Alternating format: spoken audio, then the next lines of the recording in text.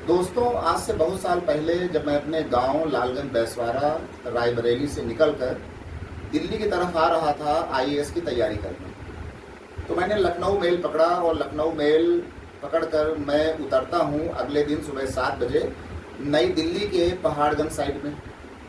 अब पहाड़गंज साइड में जैसे ही आप उतरते हैं रेलवे स्टेशन से बाहर की तरफ, तो आपको खाने पीने की बहुत सारी दुकानें आपको वहाँ पर दिखती हैं। और वहाँ पर हमारे सामने लिखा हुआ था कि 20 रुपए में 4 पूड़ी और सब्जी। अब आदत तो पड़ी थी हमारे जो है अपने गांव वाली कि भैया 20 की 4 पूड़ी।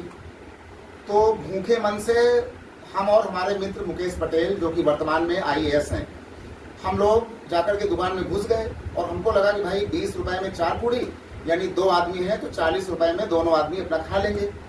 हम लोग बैठ करके पहाड़गंज के उस होटल में हमने खाया जो रेलवे स्टेशन के सामने पड़ते हैं। जब हमारे पास बिल आया तो वो बिल था करीब 250-300 रुपए का। तो भैया सारा माथा गया चकरा, भैया ये क्या हो गया।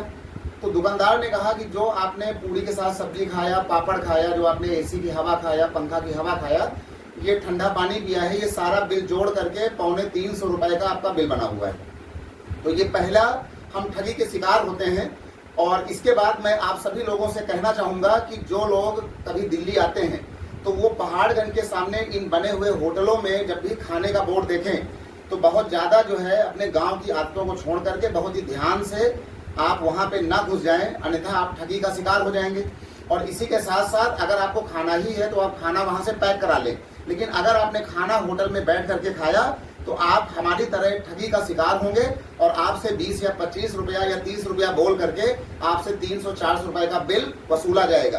तो थोड़ा सावधान रहें, सतर्क रहें। और अगर आपने कभी ऐसा कुछ देखा है, महसूस किया है, तो कमेंट सेक्शन में आप कमेंट अपनी राय और जो भी आपके अनुभव हैं उनको जरूर साझा करें। चलता हूं, जय हिंद, थैंक यू।